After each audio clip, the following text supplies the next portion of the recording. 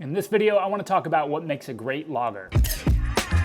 Lager, the best beer category in the world, at least in my opinion. In this video, I want to talk about my top tips to making an excellent lager, either on a homebrew scale or in a professional brewery setting, and what I've learned from brewing them exclusively over the last 3 years. So, lager is a category of beer that is fermented with, well, lager yeast at cooler temperatures. It takes much longer to ferment and clean up, but it produces a much cleaner, crisper beer.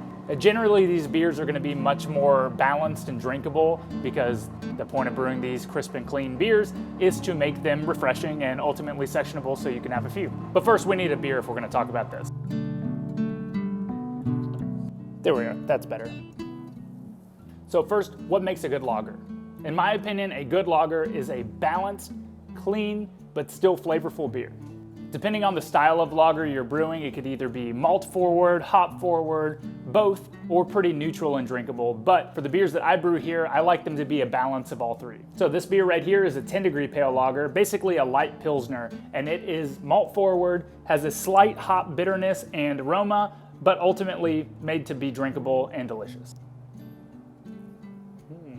So lager, like any beer, is going to be built on ingredients. And if you want to make great beer, you better start with great ingredients. First and foremost, you want to use great malt. So pick a Pilsner malt if you're brewing a Pilsner. That is going to be the base of the recipe. It's going to be the most substantial amount of flavor in that beer. So you want to make the beer with something that already is great to begin with. Second, you want to pick the appropriate hops for the beer. I use Czech Saaz in all of these Czech lagers. And if you're brewing a German Helles, maybe you want to use traditional Hallertau, but really build the recipe to be stylistically accurate to the beer that you're looking to replicate. And that starts with all the ingredients, including the water profile. So you're going to want to make sure that you're replicating the water source that is found in the area where those beers became popular, because that is going to have a huge effect on the outcome of the beer. And lastly, but most importantly, use the proper yeast. I've seen so many examples of somebody that tries to brew a German Helles and they use a German Kolsch yeast, and it's just never going to be the same beer. You're already shooting yourself in the foot if you're not using the appropriate ingredients out of the gate. So now that you have a good baseline of great ingredients to build a recipe off of, the second step in the process is to build that recipe and make sure that it's in line with the beer that you're looking to replicate. If you want to brew a Czech Pilsner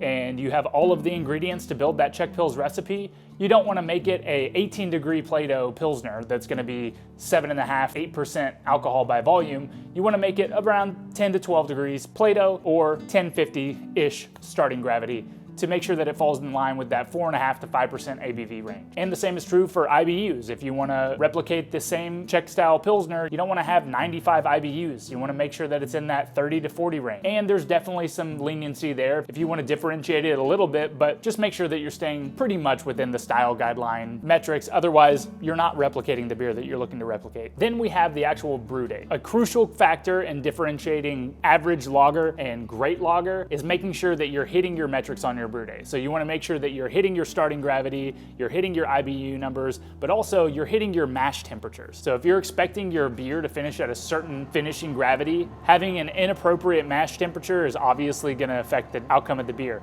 If you have too high of a mash temperature, you're going to get a residually sweet beer that doesn't have enough IBUs to balance it.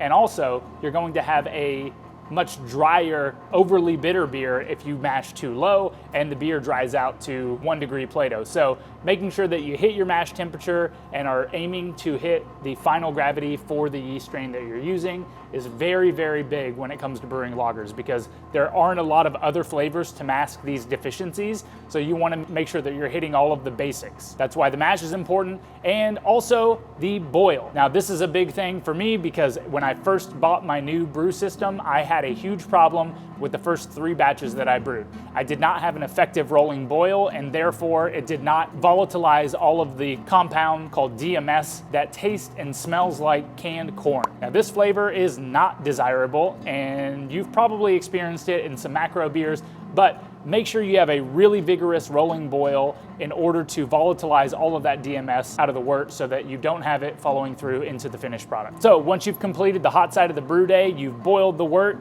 and everything's looking good, make sure that you're separating the clean, clear wort from all the true. One of the things that can really impact flavor down the road is that if you pull in a bunch of hop matter and coagulated protein into the fermentation vessel, it can end up leading to tannic extraction as well as just some weird muddled grainy flavors. So don't do that. Separate, have good, clean wort separation from the trub in the boil kettle. And now we can talk about fermentation. After the brew day is complete, you're gonna send your wort into a clean and sanitized vessel with the appropriate strain of yeast. Now this next step is gonna be the most important part of brewing an excellent lager. One, you're gonna wanna oxygenate your wort appropriately. That means putting enough oxygen into the wort so that the yeast can replicate and grow effectively in order to consume all of the sugars that are in the wort. Second, you want to make sure that you are knocking out the wort at the appropriate pitching temperature. Each yeast strain is going to have its own characteristics and fermentation parameters that it feels most comfortable with. My yeast in particular likes a fermentation temperature of around 50 degrees. So ideally,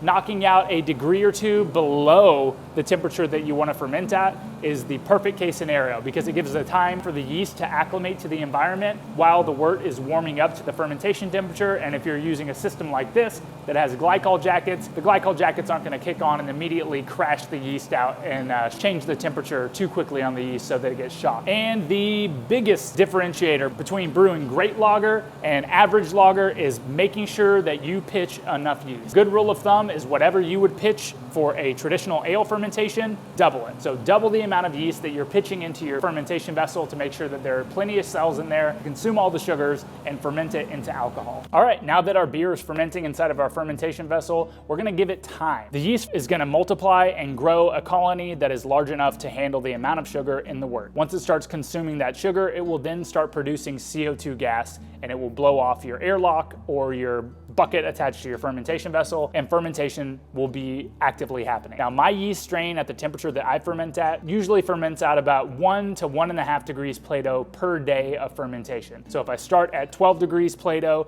and I'm expecting it to finish around 3 degrees Plato, it'll take me about 9 days for it to drop from that 12 degree mark to the 3 degree mark. Once the majority of fermentation has happened, my rule of thumb is about halfway through fermentation. So if it's a 12 degree pale lager, once the beer has gotten to 6 degrees Plato, we're gonna go ahead and raise that temperature from our fermentation temperature, which in this case is 50 degrees, all the way up to 60 to 65 degrees. Now this step is important because it allows the temperature of the beer to start warming up naturally so that the yeast can remain active and happy in consuming the rest of the sugars that are in the beer. The reason that this throws people off sometimes is that when you're brewing lager, you think you want to keep it cold for an extended period of time. And this is true, but the primary reason that we want that to happen is so that the yeast stays really neutral and clean and doesn't produce a bunch of esters from fermentation that would happen at warmer temperatures. But the esters that are produced in fermentation primarily occur during the first few days of fermentation. Once we're halfway through fermenting the beer,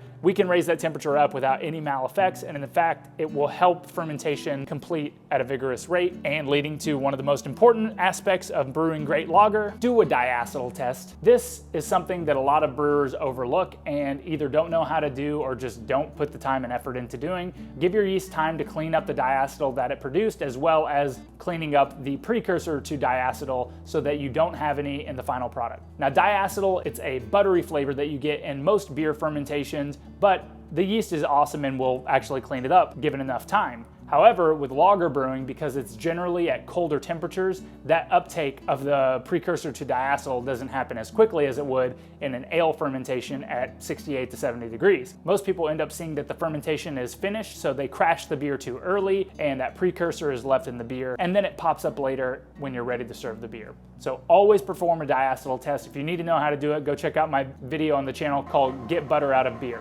And once you've passed your diacetyl test, we can go ahead and crash that beer down. The best option to do this is to do it slowly and just a degree or two per day so that you can calmly cool that yeast and beer down, and so nobody's getting bent out of shape by crashing it too quickly. On a commercial scale, like I am doing it here, I end up doing crashes that are a little bit more than 1 to 2 degrees per day, but I still don't crash from 60 degrees all the way down to 38 degrees. I generally give it 2 steps, one from 60 to 50 and one from 50 to 38 degrees. So the idea here is so that you're not stressing the yeast out so that it doesn't secrete any other esters or flavors, but also so that it's nice and healthy so that you can repitch it into the next beer and create great lager again. Oh, and one little tidbit that I forgot to mention. One tip to making great lager is to spund the beer.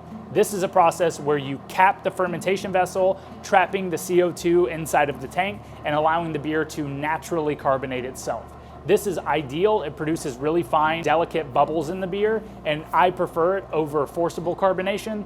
But if you don't have the equipment and ability to do that, you can always rely on forcible carbonation, or you can do a secondary fermentation in order to naturally carbonate the beer, either in a tank or in cans or bottles. All right, so we have produced our beer, and it is good tasting, it's carbonated, it's ready to go. But here's where a lot of people go wrong. Don't serve it immediately, give it time. So these beers that I make here take about 2 months in order to lager out properly. You can lager in a dedicated lagering tank, you can lager in a serving vessel, you can even lager in kegs, like I do. It doesn't matter. As long as the beer sits in a container for an extended period of time, you will notice a significant difference between when you drank the beer on day 30 versus day 60. So just give it time and you'll notice the results. This is one of the harder tips for people to adhere to because frankly, time is money in a brewery, and so it's much more difficult to let a beer just sit around and not be drank or sold. So I understand, but trust me, if you want to make great lager, giving it the appropriate amount of time is always going to be a plus. So you brewed great lager. You got it in tanks, in kegs, in bottles, in cans. Good for you. But this is where a lot of people fall short. So you may have been able to make the perfect beer that is better than any other beer that's been brewed in the world. But if you don't serve it appropriately, all of that's for nothing. So I'm going to rapid fire a few techniques that I think improve the beer drinking experience. 1, use a clean glass. If you don't use a clean glass, there's going to be bubbles on the inside of the glass. It's going to look like shit, and you're going to ruin the product that you spent all that time making. 2, pour it out of a good tap, if you can. If you don't have access to it, I totally understand, but these taps are dope. You should try it. 3, serve it with ample foam. Obviously, the Czechs prefer a little bit more head on their beer than most other cultures, but serving beer with a large amount of head just represents the quality of the wort that was produced, as well as the fermentation of the beer. So I always advise people to pour at least a 2 to 3 finger head on every beer that you're gonna serve. And last but not least, serve it at the appropriate temperature. These beers that you spent 2 months making, don't serve them at 32 degrees in a frozen glass. It's gonna completely numb your palate and mask all of the flavor that you work so hard to put into the lager, and that's just a disservice to you and the person that's gonna be drinking the beer. So serve it at an appropriate temperature, maybe 38 to 42 degrees, and enjoy. And as always, enjoy beer in a cozy environment with people that you like, because the beer can be the best thing in the world, but if your environment sucks, then it's not gonna be a good experience. So make sure to do that with friends and enjoy. All right, my camera's about to die.